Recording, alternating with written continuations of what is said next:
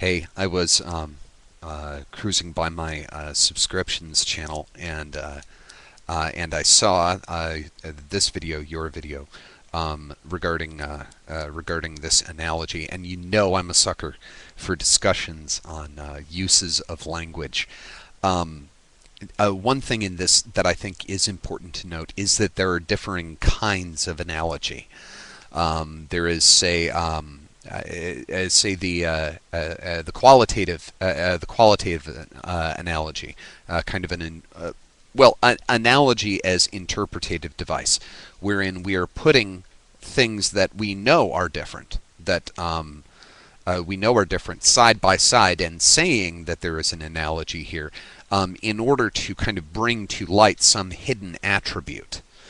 In those sorts of analogies, we are in point of fact relying on recognized dissimilarity in order for the illustrative device to perform its function. If people don't, well, like one that comes up frequently, that I'm very fond of. I stole this one from Scouty. That love is a falcon. If somebody actually believes, that this is a literal equivalency statement and cannot discern that we are describing differing things, then the intended communicated insight or invitation into insight fails. Recognition that these are dissimilar things is necessary. But the kind of analogy that we're looking at here is more a motivational analogy, and that being not just an analogy intended to motivate, but an analogy that is principally concerned with motivations.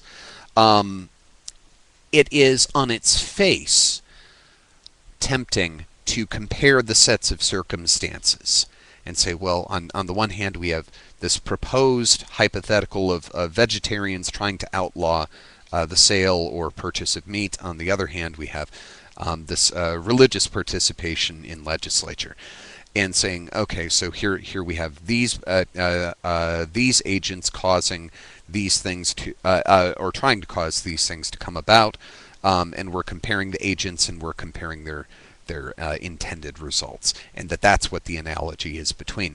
I don't think that's actually how this analogy functions. I think this analogy functions like the rhetorical oomph behind this one is more rooted in I would oppose A, so I would oppose B. That's what the intended impact is, and in that case, and viewed from that angle, it's not actually an analogy. It's not actually an analogy at all. It's an equivalency statement. The motive that I have here is interchangeable with the motive that I would have there. It's a direct transference, almost to such degree that the circumstantial trappings are irrelevant. And that's where it's on the one hand a little sketchy. A little sketchy. The ground we're walking on there is a little spongy, because we are proposing what on its face appears to be a comparison of external apparati, when the real connections that we're drawing are purely personal, purely subjective, and incidentally, and this I love, subjective without a transsubjective context. There is no us in either of these illustrations.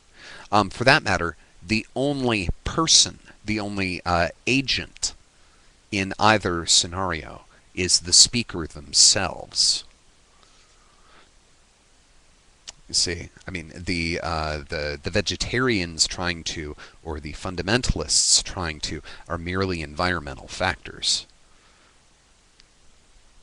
There isn't deviation, variation, or selection going on.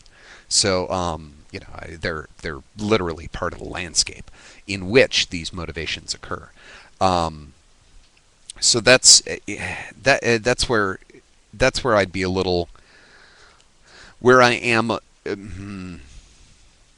definitely not willing to sign on board with this particular analogy.